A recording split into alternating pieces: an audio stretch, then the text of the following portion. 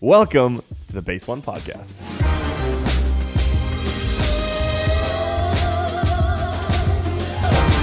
Welcome back, episode 2, our second episode ever. Yes. The first episode was, not too bad. I watched it back and I didn't hate myself. So I was proud of that. Unlike the real first episode. Yeah. Unlike episode 0, otherwise known as episode 0 or episode X. The episode we should never be spoke of. The thing about podcasts, people say it all the time. You got to do 100 podcasts before you get any good. Hopefully, we're getting better. Do you think we'll make it to 100? I'm just imagining having 100 of these.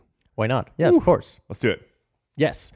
All right. So for these podcasts today, we're going to be talking about a whole bunch of very interesting things, some updates on the store, on the things we talked about last time, and fun stories we had. Maybe a few new things. We're still figuring it out. We haven't completely figured out the podcast, but hopefully, as we continue to make this, we'll get a better understanding of what it is, how to do it, and just be better at it. Yeah.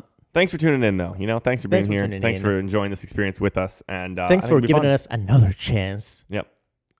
We'll use it wisely. Let's start things off. What, David, have you found? Because again, I come to you with nothing because I've been working on the last podcast because I'm a little behind, and so I'm coming to you with no fun YouTube knowledge or stories. So you're gonna have to carry the weight today again. Yes. There's a few things. We last time we spoke about the whole boxing events going on. There seems to be some things moving in that area towards another fight. Okay. This time between Logan and Antonio Brown. Okay. Logan recently released a diss track. And it might be, what can I say? Thank God for ghostwriters. That's what I'm gonna say. Yep. Thank God for ghostwriters because that song is amazing. But not only that, we also have Instagram flexing on YouTube. You know how we were talking about last time about how big YouTube was and how did that compare to Netflix? Mm-hmm. Well, Instagram leaked some numbers. And kind of flex on YouTube. They leaked some numbers right after YouTube. That's so funny. That's so funny. Okay. So we'll talk about that. What else is there? Well, I got a list here. So YouTube is giving $100 million. Maybe we can start with that. $100 million. Maybe we can start with. Let's start with that one. YouTube recently made a big deal out of the need to change advertisement in kids' content. Well, more so than YouTube, the government, the U.S. government. Yeah, more so YouTube. Made a big deal about it. There needs to be some changes. There cannot be targeted ads. Yeah. What that means is that, YouTube cannot gather information and use that information to then sell things to kids, which, it's good. Sounds totally fair, but people like us, creators like us, especially ones who make kids content, were flipping out. Everyone freaked out. We don't make kids content. Yeah. Not specifically. But kids if you're a kid watching our content, you can quote me on a court of law, YouTube. I hereby state that I do not make kids content. And for legal reasons, that's as far as I'll go. When it comes to that, okay, you'll have to subpoena me for me to get more of a statement than that.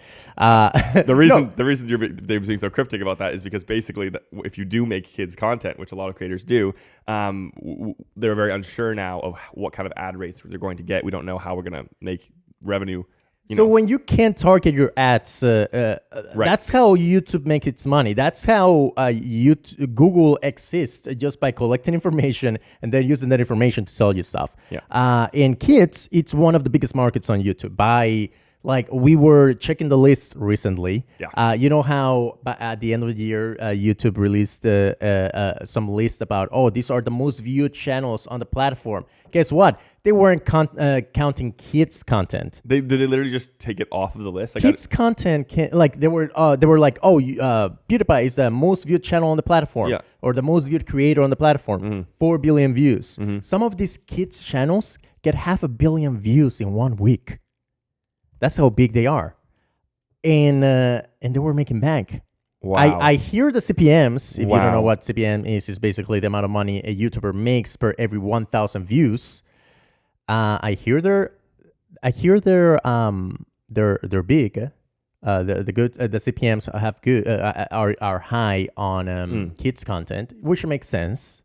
If you're a kid, is there anything more effective than a kid yelling to their parents they want a certain thing? Exactly. When you see an ad, I'm still completely mind blown by the fact that you just said they make 500 million views in a week. yeah, there's such channels. I mean, the top of the creme of the top of the top of the creme. I'm trying to make that comparison between like the year of PewDiePie, the number one YouTuber, and then a week. So 2 weeks. Should we crunch those numbers? 500 million. 500 million. So 1 million at a $1 CPM is 1,000. 500 million should be 500,000 at a $1 CPM. I hear the CPMs on kid contents, it's high, but let's say conservative, it's a $5 CPM. Let's be conservative and say that YouTube kids content back in the day used to get $5 CPMs. Okay. 500 million views would be $2.5 million in 1 week. For one creator, right? Absolutely mind blowing. Absolutely mind blowing. And like that, I can't believe YouTube just removed that from their list. I feel like that would have been too controversial right now because of the whole COPPA taking away, advertisement. If they had shown that all of these kids' channels were the number one views, that probably would have not been a good look. So they're probably just trying to save themselves for that YouTube rewind, I guess. Maybe. Or maybe they just wanted the diverse list or something. Because otherwise, kids' content would be dominating. Yeah, absolutely fair. So YouTube is like, oh, well, sorry about that, YouTube creators. We're going to give you $100 million to keep making kids' content.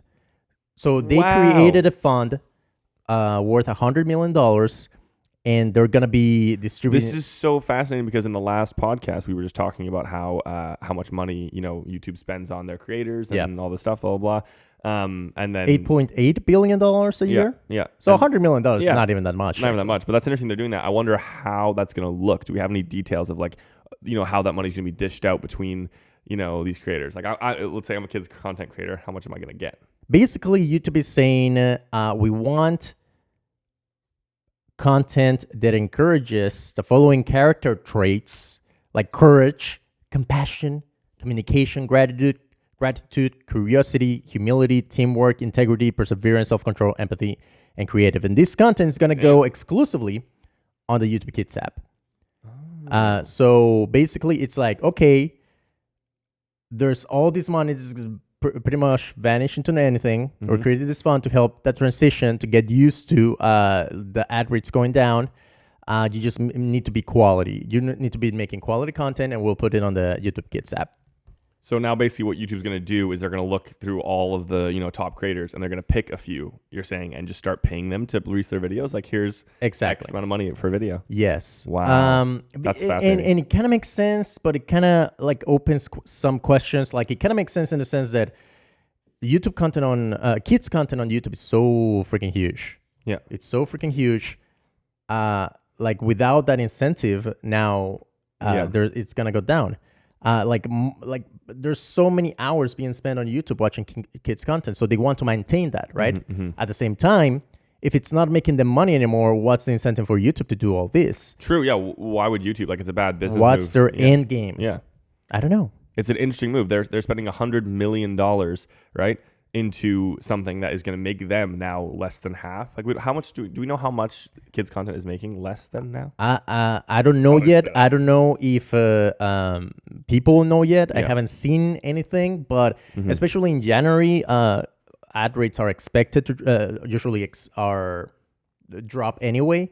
So it'll be interesting to see later on in the year how the new rules have affected their revenue. But I'm sure it's gonna be a big blow, for those sort of channels. I guess I wonder if like this is YouTube's like sort of game plan, just to stop catastrophe, like to stop all these creators from leaving. Like, I don't know if this is like where are they gonna go? That's my question. Where are they gonna go? True. I mean, I guess not so much Maybe not so much leaving to somewhere leaving else, kids but just content. leaving, period. Just not making any more content. Either leaving YouTube in general, but I was thinking more just the genre of kids content. Like just keep people actually making kids content. Like they want to keep their kids alive on YouTube. They don't want to just have all the kids stop watching YouTube because all the big YouTube creators started making adult content. Because I mean, I'm sure these channels who are making kids content right now could potentially easily, you know, reformat their business strategies to making the same type of content, but for not kids. Like that might be a thing that they would start doing if they weren't paid. I don't know. Maybe. I guess so. This is a theory. I don't know.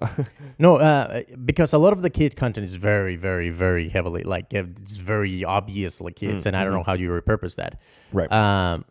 But I think the move for those type of channels is just moving into other sources of revenue, mainly merch. If you can't sell advertisement in your if you can't sell someone else's products, just sell your own product. That's so true. Yeah, that makes a lot of sense. And I think like they'll find ways to even do, because you can even do integrations, right? You can do sponsored videos. You just can't do targeted ads to like the specific child. You know, you can target kids in general, right?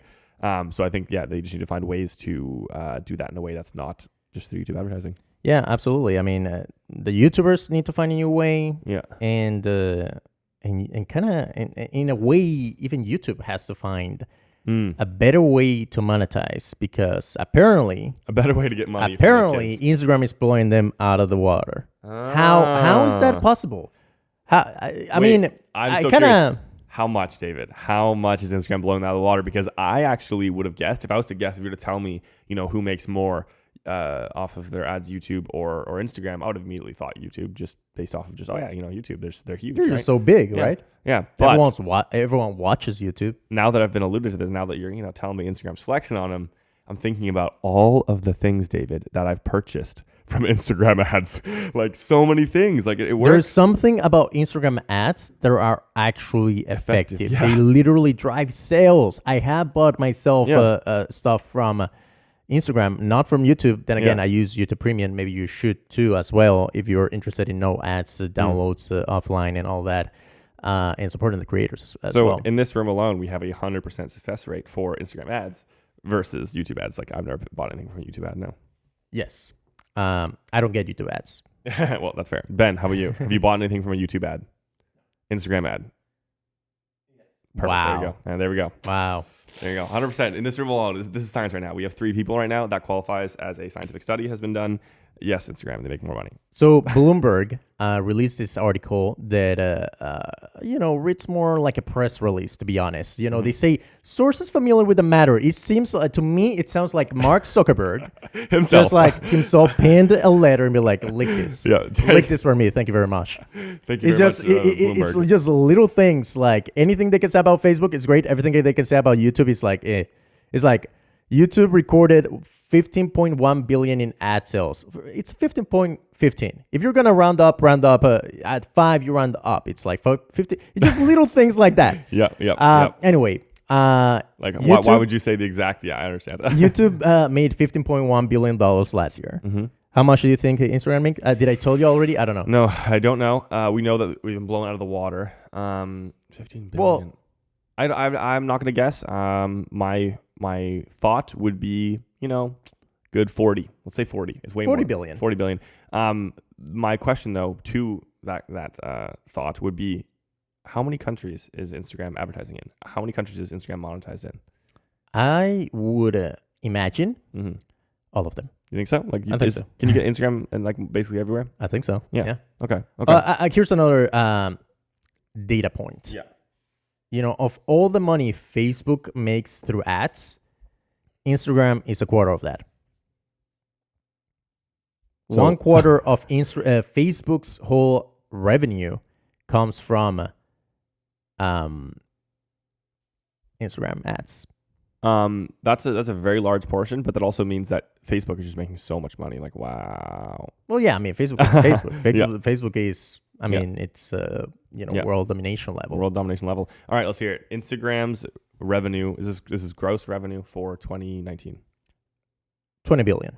20 billion. Okay. $20 billion. Not 40 billion. Not 40 billion. No.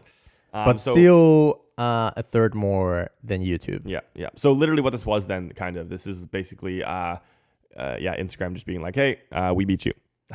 Yeah. We're And it's just I'm surprised, but at the same time, when I think it through, it's not surprising. So let us know in the comments of this podcast, or I guess if you're listening to this on iTunes, I don't know if you can even comment. Leave a review. No. But have you bought things from an Instagram ad before? I mean, I'm sure everyone has, right? It's like, it makes sense. I can see it. It's so well targeted. And it's also like the place in which you are more ready to spend money, I feel like, versus YouTube.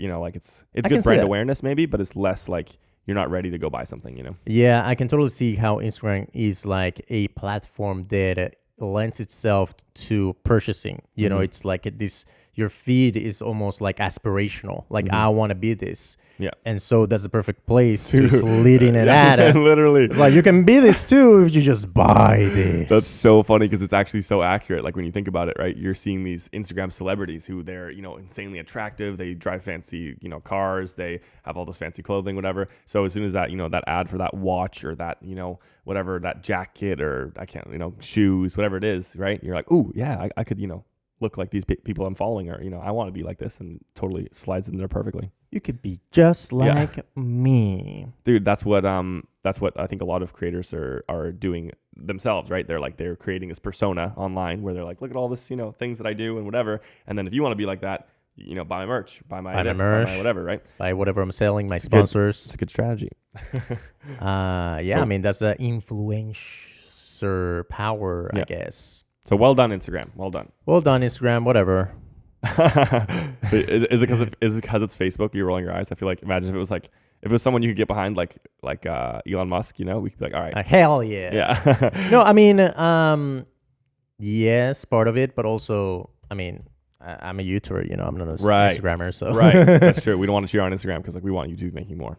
No, I mean, there's plenty. No, David, we're YouTubers. We hate on YouTube. That's what we do. That's how. YouTubers complain about YouTube. I forgot myself for a second there. How dare you?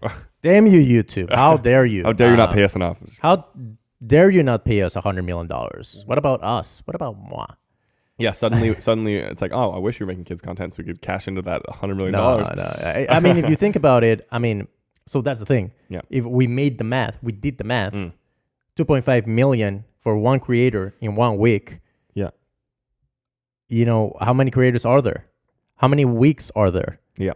$100 million sounds like a lot, but really it's kind of like a publicity thing. I think. True. It just makes to them look save good. face in a way. And keeps the kids content creators happy for at least a little bit.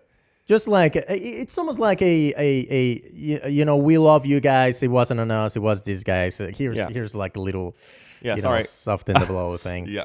I don't know how to transition to anything else, right?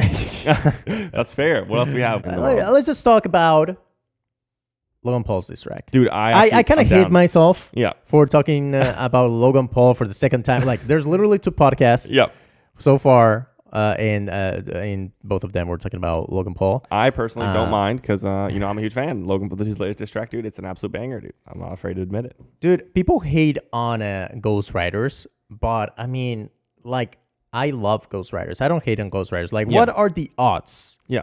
That the best writers are also the best performers? I feel like people conflate this too often. It's like, oh, my favorite artist needs to be a performer and a writer. Dude, you're gonna be missing out on so many amazing music if that was the case. Yeah, and also like teams. There's a certain kind of thing where like when you have a team of people that work together really well, you're gonna create a better product than one solo person could, right? Yeah. I think it just needs to be disclosed maybe more. Like why? Like how come Billie Eilish and her brother can be like an amazing team working together, but like other artists they just take the song and the writing whatever and they're like well, I feel like most singers will credit the writer for sure. Yeah.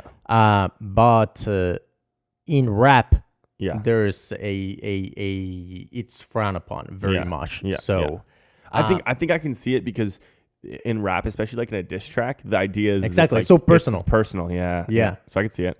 I do think that like there are some artists who you kind of like write their own songs, and it kind of gives them like an edge as well. Like Ed Sheeran, people like just love him because they know he's a good writer. That's like part of what makes him like who he is and why we all love him, And that's why I feel like that's what it is for rappers too. And so when people use ghostwriters, it's like they're trying to be that person that everyone's like, we know him and we love him because he writes his own stuff. and they're trying to hide the fact that in reality they don't because they look better if they do, right? I think the rapper persona is very much. It's kind of like similar for well, at least OG YouTubers, where it's like, oh, you got to be real, and you know, you got to be talking about your true experiences. Most rappers don't, but that's a different conversation. But that's the expectation and the image they have. Just like, oh, I went through these experiences, and so I'm communicating these experiences to you. So it's frowned upon. I should say, it's not necessarily. It's not confirmed that it's a ghostwriter. Right. We're talking about this as if it's 100%. I'm assuming it's a exactly. Well, ghostwriter because holy moly, that's a good song. Because that is one of the top diss tracks I've heard. Period. Wow. You're a huge fan. I'm a huge fan because it's just so effective and efficient. Yeah. Like first of all, the hook is great. Like the chorus, the pre-chorus. It's one of those diss tracks that you actually end up, singing to yourself. There's great diss tracks. MK Machine Gun. Oh, Machine Gun Kelly, MGK. Yeah. MGK and Eminem had a back and forth and great songs, and I listen to them a lot. But I'm not like singing to myself as I'm doing other stuff. This song has a great hook, and it's one of those songs that you just like sing to yourself. It's kind of like back to back in that way from Drake. Yeah. I think that it's very possible that he wrote it himself because he is trying to get into music, but it makes more sense that we got a ghostwriter because like it came out so fast. Like he needs to be like, oh, am I gonna fight Antonio Brown? All right, boom, song. Like how do you just do that? Like it'd be way more convenient to have someone who's actually good at music and based off what you're saying of how great the song is. And like I think it's good too. I haven't listened to it enough times to really like rate it compared to all the diss tracks that I've heard because I feel like there's been some really good diss tracks. But this is definitely a banger song. Like you played it a couple times and it's already stuck in my head. I got that thing looping. Like yeah, I mean, I think what makes it so good, it's well, first of all, the hook, great hook that you can like relate to or mess with, even if you're not connected with the diss track. Yeah. But then when you go to the verses, it's a thing where every line is it's like, oh no, he didn't. Yeah. And every single line is effective, and he's being efficient with all of his lines. He's like trying to communicate something. Granted, Antonio Brown is an easy target. Right. But then again, Logan Paul is an easy target. If Antonio Brown wants to come back with some heat. Oh yeah, dude. This is why it's so fun. Like this whole narrative is so fun. And now that I think about it, like he might have had a long time because Logan Paul is picking his opponent right now, right? Like he picked Antonio Brown, right? Yeah. So he might have had a long time to really think about this diss track. Oh, dude, he's been talking about it for the longest time. Like, dude, I got this diss track, but this guy wanna agree to fight me, and he knew he wanted to release this track because he knew how good it was. Yeah. He knew it was like a fire song, dude. Now nothing has been announced. Yeah, but Logan released this track. Antonio Brown released a video where he's like practicing. He's in the gym. He's just practicing boxing, and looking at that, it just I wonder. I wonder who's gonna win because Logan Paul. Yeah. The thing is when compared to KSI, Logan Paul was the athlete, right? KSI was the FIFA, gamer, and Logan Paul is an athlete. But at the end of the day, Logan Paul is a high school athlete. He's a jock. He's a jock. Yeah. He did sports during high school. Yeah. Antonio Brown is an elite. Like he's one of the best in the world in one of the most competitive sports in the world. Yeah. Like his fitness is just that being used to training and such is gonna be next level. However, not only that, but he's been doing it for so long that his stamina is probably gonna be so good, and that's something that Logan Paul struggled with on probably both fights. I would say, maybe not the second one as much, especially the first one though. He was so gassed by the end of it, he could barely stand up. Like, he's not conditioned to be like doing sports for a long period of time, right? Like, I imagine him playing a sport now. Like, imagine if he was to play, football or soccer or something like that. Like, he's gonna get tired. Like, of course. Like, he's a YouTuber. He's not a professional athlete. Like you said. So yeah, I can see that giving Antonio Brown a massive edge on Logan. Well, but having said that, I would say that one thing is being an athlete, and another thing is being a fighter. Right. And I think so. It's kind of like the roles are reversed this time. Like Antonio Brown is more of an athlete than Logan is, but Logan Paul has been fighting for 2 years now. Yeah. So Logan is like now KSI, and Antonio Brown is Logan Paul in KSI versus Logan Paul 1. Exactly. and I think Logan is banking on Antonio Brown not being able to learn boxing in 3 months or whenever they want to do the fight. Yeah, he's had all this experience, and as long as he can get the fight to be soon enough, then Antonio Brown's going to only have that much time to train, and hopefully, Logan's experience is going to help him out there. But, I mean, this is why this is so great, though. This is why this is so great, because now we get to just, experience this whole thing over again. It's a tight match. We don't know who's going to win, and there's a lot at stake again, because if Logan loses this fight, I mean, he's done boxing. What are you going to do after that? Like, you're done. First round goes to Logan, because that diss track. Oh, round one. I thought round one. Yeah, okay. Not of the fight. Not of the fight, but of the banter. Yes, round one goes battle. to Logan. Yes, the war. Yeah, if you haven't listened round to it one yet, of the war goes to. Give it a listen. See what you think. What's the song called? Going broke. Dude. Going broke. Some of these lines, bro. Yeah. I don't know if we should go through them, but some of these lines. It's a whole lot of money going broke. And Daisy said you slid in and she left your butt unseen. Yep, classic. Dude, I think it's funny. Well, actually, it kind of terrifies me how in most diss tracks now, when anyone gets in any beef with each other, maybe not even in diss tracks, just on Twitter and whatever, the DMs get leaked, dude. And like, dude, you have to be careful now. Oh, every you always single needed to be careful. You say in the DMs, dude, because as soon as you get in beef with this person, those DMs are going up. They're going up. Absolutely. That's I feel like what a lot of people don't realize. Yeah. Those things are not private, bro. You're a public figure. Nothing you do is private. That's tough. That's tough, right? You're messaging someone who you think you're. Well, no, not a girl. I mean, that's a bad idea. But this diss is like, okay, what? He left him on red. Like, okay, whatever, right? Yeah. But like sometimes you see like obviously these celebrities are DMing random girls this stuff, and you're like, oh my goodness, like you realize that like this person is you don't know them, you don't know their motive, you don't know anything. Like, don't say stuff to strangers if you're a celebrity. Like, come on. Agreed. All right, so that's Antonio Brown, Logan Paul update. Dude, it's funny how far these tracks and the Paul's musical journey has come, actually. Actually, dude, compare this latest song to one of his first songs. I did that the other day. I was watching his first diss tracks, and I was like, whoa, this is like a throwback now. Like, this is what YouTube used to be. To be honest, I feel like this latest diss track is almost in a category of its own. Because, I mean, I remember his last diss track versus KSI. Mm-hmm. I thought it was whack.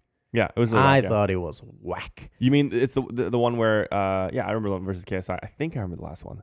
I remember the one where he's in London, but I don't remember one after that. Did you do one after that? I don't even. I remember he was like in his car and he was that like one. flexing. Yeah, that one. Yeah, I thought it was really funny. I like that one actually. I think that like it used to be very much about it being funny and just fun, right? I think this latest one is more of kind of like a bop, like a song. And here's the thing, like if Logan actually I when I say that Logan is probably a ghostwriter, like it's first of all it's because I believe that, and I don't mean that as an insult to Logan. It's just that song is just that good. Yeah, exactly. But the thing is, if Logan wrote it, that would be like the greatest compliment as well. Yeah, exactly. Yeah. It's that good. It's so good. I don't believe you made it. Yeah. If you did make but it, if you did make it, whoa, you have exceeded all my expectations by a mile. Yeah.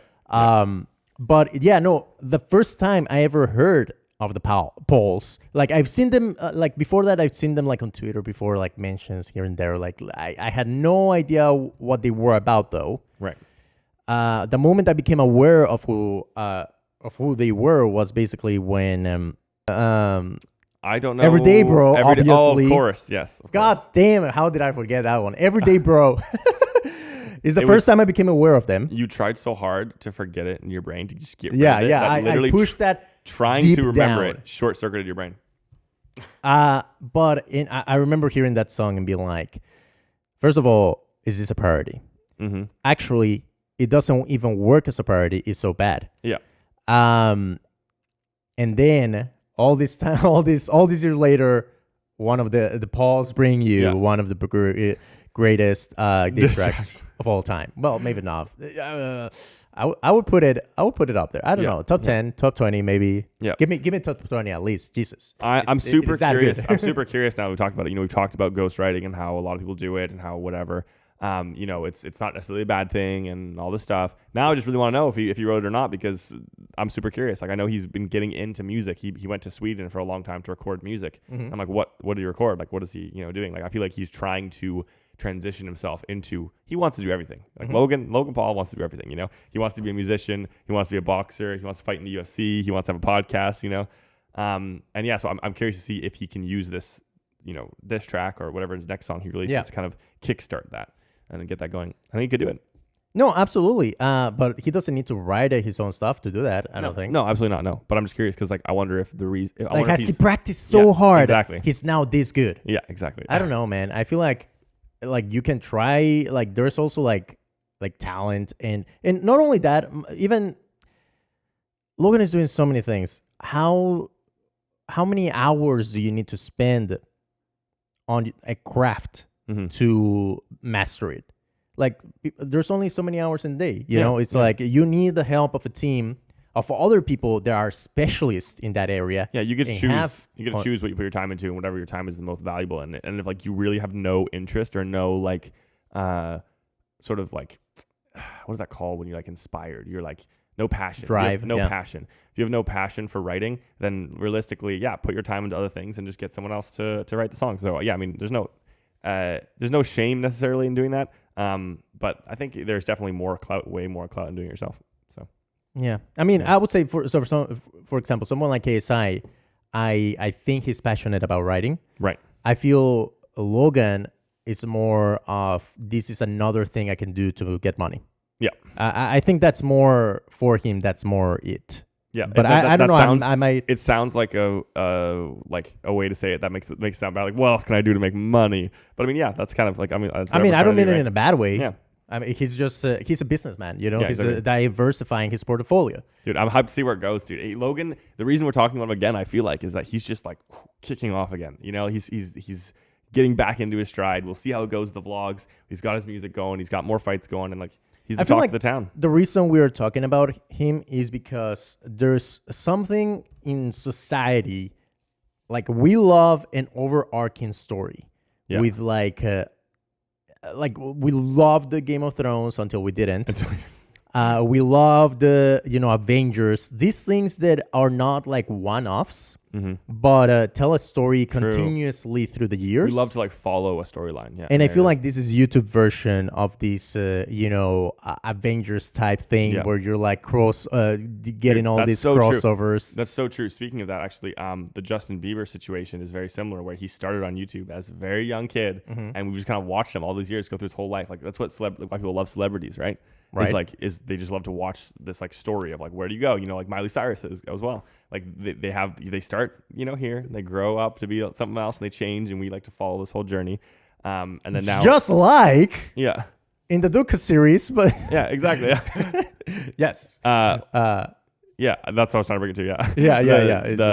And that now Justin Bieber has a documentary series on YouTube as well. That we want to talk about. It's the most. It became the most viewed YouTube original in its first week. Yeah. Right now the rankings are number 1, Justin Bieber, number 2, Liza Koshy, and number 3, Cobra Kai, which I was telling you about the other day. So this series got apparently 32 million views in its first week. Now, dude, I remember when I started YouTube, Justin Bieber was the topic. Oh, you wanted to get views on YouTube? You made a video about Justin Bieber. Wow. You know how I told you that I have a video that got over 24 million views? Was it about Justin Bieber? Yes. Wow. And that's all I'm saying about that topic. Dude, that's amazing. So that's some real exclusive knowledge here, because David's told me that there's a video he has. And here's the thing. I've known David for a very long time, and he's never brought this up. A very long time, okay? It's like all this talk about getting 10 million bangers. Yeah. And all the time I didn't know. I've gotten 24 million. And he never told me. I never knew he had a 24 million view video. Now I know, dude. And I took it down. Yeah. Well, I mean, I privated it. I privated that whole channel. Yeah. So, so apparently, YouTube, or not YouTube, Justin Bieber, it was I don't want to say the stuff on YouTube back in the day. And he still is. That is crazy that he got 30 million views in a week, but haven't like Mr. Beast videos gotten like 30 million views in a week? Like I feel like... Oh, yeah, absolutely. Well, that's the thing. That's the difference. And we were talking about this the other day, how, it's hard for YouTube originals to stand out when they are being presented in the context of the rest of YouTube. Yeah. Because the rest of YouTube is very democratic. It's not a board of directors, sitting together and being like, oh, we're going to release... this and we're gonna push this, and there's no gatekeepers, right? Did I say gatekeepers? I mean gatekeepers. Yes, I'm sure there's a lot of gatekeepers. And then keeping a lot of stuff. I don't know what that anyway. is. But keeping stuff. So how do you even compete against when your own algorithm is not made? Do you think YouTube doesn't have a way to like? I'm sure 36 million views was with them, leaning on it. Yeah. Leaning on the, putting their thumb on the scale. Yeah, they must have a way to do that, right? Be like, they just like change the click-through rate themselves. Like, just pretend to got 20. You know what? No, I think what happens is just they will arbitrarily decide that, hey, we're going to put a section here where it's just YouTube originals. Like on the homepage, we're just going to put like YouTube original section, not because the algorithm decided, but because they decided. Yeah, that makes sense. But what about do you think they would just give it more impressions? Just like, here's more impressions. Like, just push it. Like they could. I think there's different things. I feel like the algorithm is this thing that, suggested homepage. There's locations where YouTube doesn't mess with, but then you got trending. Then you got ads. Like YouTube can put a bunch of ads all over YouTube. Yep. They can have like little sections on the homepage on web where it's like, oh, all of these are YouTube originals. They can push it that way. I don't think they necessarily. You don't think they're? Don't think they can. I don't think they know how to get in there. I don't know. I don't know if they have that technical. Yeah, I don't know. Well, you would just give it more impressions. You would literally just like suggest it to more users. You'd be like, you're a user, see this video. Like, right? Surely they could just be like. I feel like that would. They will have to develop a system to make that happen. Right now is like they have their algorithm and it works in such a way where it's like they don't know how it works. Surely they would build that in. That's interesting to think. Like when you make something like that, surely you think you'd build that in, but you're right. They might not have. And I wonder too if that would be a bad strategy because they'd be pushing people away because they'd be like, ugh, I just keep getting suggested YouTube stuff. Like they would just be like, ugh, so I'm not gonna watch YouTube anymore. Like that might not be a good strategy. They paid $20 million for the series. Wow. 10-part series. 20 million. 20 million. It's like, not even that much, bro. $20 million. Here you go. Dude, how did they even make this? Because, do you think this was something that Justin Bieber was contacted about and was like, hey, we want to make a YouTube show. We want to follow you around for like a good amount of time and interview and blah, blah, blah. Or do you think Justin Bieber just did that and sold it to YouTube? I think that's what they did. Ben, can you Google what Taylor Swift got paid for her Netflix documentary? I'd be actually interested in that. Yeah, I watched that. It was actually really good. I enjoyed it. Oh, really? Yeah. Oh. Yeah, I was just bored one day and I was like, all right. Should I watch it? You recommend it to everyone? I would recommend it. Yeah, it's interesting. I think what really interested me was the picture they painted of Taylor Swift's personality. And I think that's very interesting because if you're a online or not even online, just a social media or a star, a celebrity, there you go, that's the word. I'm like internet online social media, a celebrity. If you're a celebrity, you get to in a way paint your own personality because people just see you through the filter that you want, right? In a way. And so she could have made herself look however she wanted, right? And I think it was very interesting, the way it's kind of a trend now for people to show almost their dirty side. It's Netflix. It's a Netflix documentary, Ben. Sorry. Yeah. So, what was I talking about? Sorry. So so it's kind of a trend. I feel like it's kind of a trend now for celebrities to kind of show their like not vulnerable side, but like their bad side, like what they do that they don't like. Like Kevin Hart has a series right now on Netflix, I think. Yeah, on Netflix. And he's showing just kind of the behind the scenes, and it's not really funny. He shows himself being like a little bit, negative towards people and getting angry and like whatever. And this Taylor Swift documentary was similar. It was like it showed Taylor Swift being like kind of like salty about not winning the Grammys and like it's interesting. They're like showing, and I don't know why that, like, I guess it's a new wave of things being more real maybe. But personally, I also have this thought where I'm like, man, like I kind of was idolizing these people. I kind of don't want to know that they're like, I kind of want to just think that Kevin Hart is the perfect human. Like, please, can I just pretend that Kevin Hart is the perfect human? Celebrity is evolving. Yeah. Back in the day, it was all about that. And you can see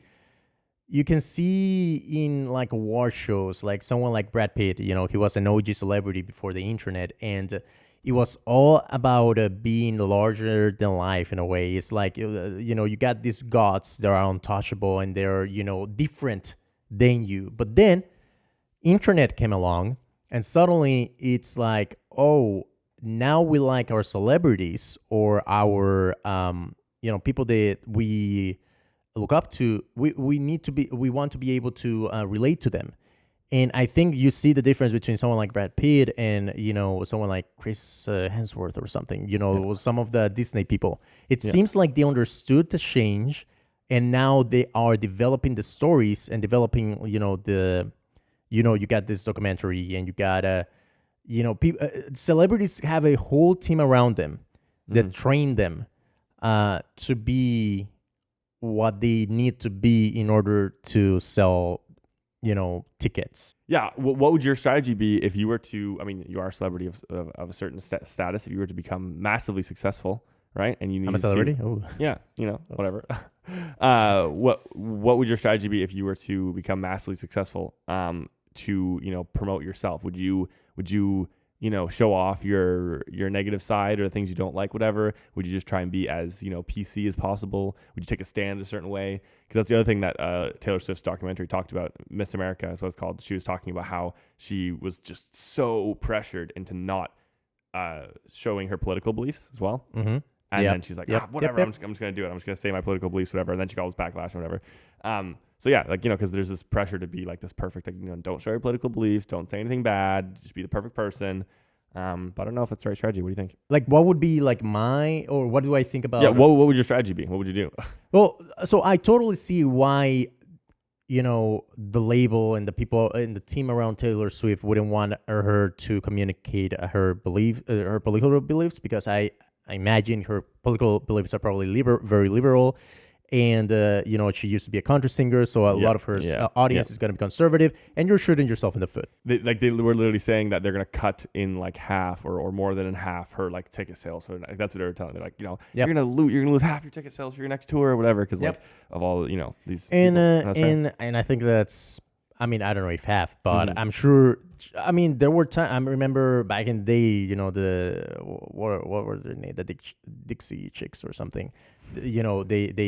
They were country singers. Oh yeah. They use that example. They use that example in the And people in conservative backgrounds were literally like burning their CDs and stuff. And what do? Oh, they have to come out and apologize. Yeah. So it all depends on what you want. Mm-hmm. What it is that you want. Do you want to sell more tickets or something else? I mean, it depends on. Sure. I'm not making any judgment. Sure. It's like, what it is.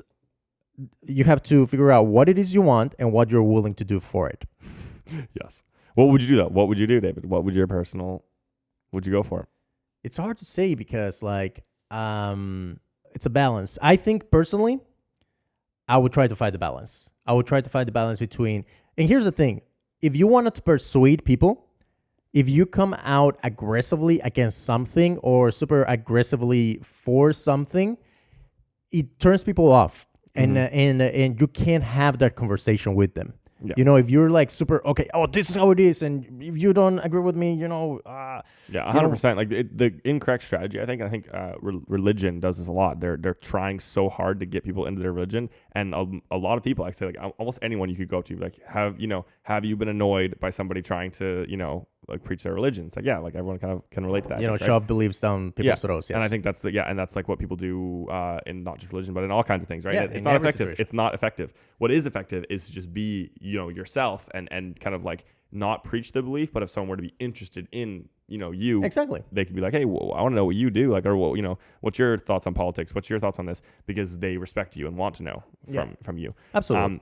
My strategy, though, personally, I think would be to not involve in any of that stuff. Like, I wouldn't talk about politics. I wouldn't, show the whatever negative side or the bad parts about my personality. I would try and just be like, like I'm only famous for my work, or like I'm here to entertain. Like, it's like that's all stuff you should get to know me on if you know me on a personal level. I'll tell you what my beliefs on politics or beliefs on this, or I'll share with you the things that I'm struggling with or whatever, right? Because like I know you personally. But as far as like what the public sees, and not public like people around me, but just like what I'm actually posting or creating my content, that's just entertainment. That's just the content. What if I told you, Finn, you can double your net worth, you can double your income if you were to share those things? Would you do it? I'm tempted. This sounds, the doubling my net worth is a tempting offer. This is a question. A lot of like this is what that modern celebrity is. This is what people are getting told. It's like you need it. Yeah, you need to do this in share order a little to bit more. Interesting. So this is a quandary. It's like, do you want to be the biggest celebrity in the world? Yeah. Or do you want to? Do you think that's the case? Because I would think that you could be the biggest celebrity in the world with like not a fake persona, but like a curated persona. Like you're not showing them who you really are. Like I don't think. Do you think the biggest person in the world, the biggest celebrity in the world, will be completely real to their audience, or their curated version? It's so rare that people become successful by accident. Like if you're 100% real and everyone loves that was an accident. You didn't make that happen. You were just being yourself. Like people will be like, oh, just be yourself. That's all you need to. You just express yourself. That's all you need to be, a successful artist or whatever. Right. No. Okay. Most people are Wow, David's getting very energetic about this. So I want to clip that and use that in context for other things. You're like, this is David saying most people. Most people. I'm dissing you, most people, right? It doesn't happen like that. It doesn't work like that. I remember when I started YouTube 10 years ago, people wanted YouTube to be that. People were like, they saw people just being themselves on camera, which was something new. It was a novel concept. This is where it was born. This whole thing. And they saw them getting a huge audience, right? So they did that, and they wouldn't be as successful, and be like, and they'll be like, wow, I can't believe I didn't gain all these followers when I'm just being myself. That's not how it works. You completely misunderstood how that worked. Why would you be real? Like I guess what I was saying is that my projected, or what I would like to do, I would think if I was a massive celebrity, would be to just only have my projected persona, like my persona that you get to see. It's not 100% real. It's not like you don't get to hear about my real thoughts on politics and all that stuff. Like you just hear what I think is the best. I'm not gonna lie. I'm not gonna be like, oh yeah, I love this person because they're the most liked right now, whatever, right? But I would just withhold that. I would be like, I'm gonna keep that opinion to myself. So what do you think about? Do you think that like, you should create a fake opinion that is that what you're saying? Like if you can either create a fake opinion that people will like, or just have that opinion in the first place. I would say just avoid it altogether. I feel like this is such a relevant conversation to what we are trying to do with the podcast, because as in YouTubers in general, I see, we watch Impulsive, which is the Logan Paul podcast, and Mike will say all the time, being real is the new wave. Yeah. Being real is the old wave. Being real was that wave until Logan Paul came to YouTube and showed that being fake got views. Yeah. And the pranksters were maybe before that. Yeah. I wouldn't say it was Logan Paul. Like he did it, But I don't know. He was part of a wave. Yeah, he was part of a wave of a lot of people doing Of that. a wave of people like just making fake stuff Mm-hmm. and that being successful. So people realize, oh, so now they come, Mike comes in and think like, oh, fake was the rule. And now we are bringing the new wave that is like being real was the thing that YouTube changed. Yeah. So when you're a YouTuber, when you have a podcast, you want to be real, you want to be open, you want to be not necessarily you don't want to be putting on a show. So I feel like this is a very relevant question that you would be asking yourself as we work on this podcast and YouTube, like how much.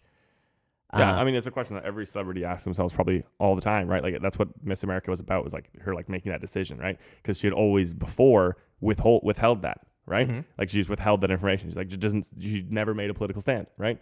Never, would say anything either that like would offend, right? Yeah. But then she finally decided, you know what? I'm going to make that decision. I'm going to say those things, And I think that my question more would be, do you think that there is a potential for that to, because like you can be real without talking about certain topics and talking about certain things, Yeah. And do you think there's a version of someone like who says their opinions about those things and that makes them more famous? Yes. Absolutely. It depends on what your audience is, what you're trying to do. Mm-hmm. I mean, there is so many cases of people, like that's how people build many career. That's how many careers have been built. Right. Just being having like a polarizing opinion for sure is definitely useful. Oh yeah, absolutely. Yeah. Like now people are, you know how Taylor Swift doesn't want to be polarizing. Yeah. Some people are polarizing to gain an audience. Yeah. So it's an interesting discussion. Yeah. It's like how, you as a viewer watching YouTube, how much can you trust what the people on the other side of the camera appear to be? I feel like that's something that people don't think about a lot, because we met a lot of YouTubers in real life, and we know the difference between content and real life. Yeah. And I don't think a lot of viewers appreciate that there is a very real difference. It's a real difference, and it's a very like chosen, like it's like everyone chooses the way they're gonna make that a difference. And I think that it's also cool to see like I love meeting people in real life and seeing like how they are different, like, oh, are they exactly the same, or is that like a completely curated version of them, and I think that it's celebrated now for sure to have that be exactly the same. Like I remember absolutely. That's because when Logan Paul was talking to Joe Rogan, he met him at like somewhere in Hawaii or whatever, and I remember he was talking about how like he was just so shocked. He was like, oh my goodness, like it was so amazing. He was exactly like he was in the show, Yep. And it was like I was on a Joe Rogan podcast just talking to him like in real life, Yep. And I think that's what people want to think that it is going to be like, But I feel especially as you get older, you become better at I feel like most people after a certain age can tell when someone is being real and when someone's putting on a show. But as the younger you are, I feel the more easily you are fooled by the persona people put on. Oh, for sure. Because I mean, that's like the kids' content is like ridiculous. You're like, how could anyone like even enjoy watching this, right? Because the kids they don't know. And it goes way more than just kids, and adults still get, I expected you to be this way and you're not, and you always hear never meet your heroes. I haven't actually really collected my thoughts on this topic. It's a topic that just came up. So I haven't collected my thoughts today. I feel like I've said a lot of things maybe throughout this conversation that maybe as I dwell on this topic, I might not agree with in the future. Yeah. But I mean, I think it's really funny that you would say that, because I think that's like the reason in which I would choose to not say in certain things. Like, if I don't have an opinion on something, not that I don't have an opinion on something. That's not what I meant. If I don't want my opinion of something to be, affect how people see me, right? Like if I have an opinion on something that I'm not quite sure of yet, or I am sure of, but I know a lot of people aren't, and like I just know it's a debatable topic where like this is a very like we don't know the answer, right? What is the answer, right?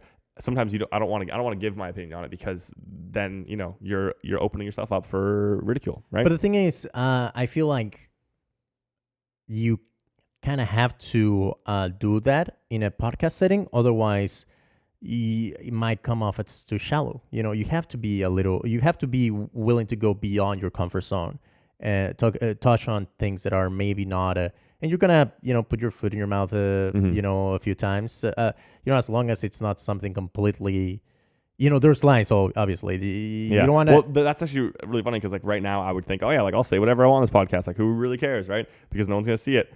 And then that's when you actually become a celebrity in the future, and you regret it, because you're like, oh, why was I young and I said you know, whatever and all, he should go, you know, like you can say all the stuff, right? And you go back and you're like, oh, why was I thought it was so free to say those things because no one was watching.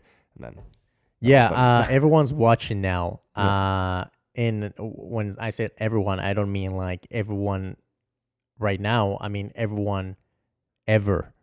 Like like what you put out in the internet is gonna remain. Whoa, that's crazy. And it's not only the people right now that are watching, it's the people in the future that are going to be watching. We're the most documented generation ever. Absolutely. I mean, the director for Guardians of the Galaxy 3 got fired for something he tweeted 10 years ago. That's right. I remember that. Man, I think of myself 10 years ago, and I'm like, that's a different person. Yeah. Come on. I don't think I have anything in my... in the future, there's going to be and there probably already is right now, there's going to be a job. And this job is going to be, you hire people, much like you hire an accountant. You hire someone to manage your history, manage your past, manage your legacy, your everything, right?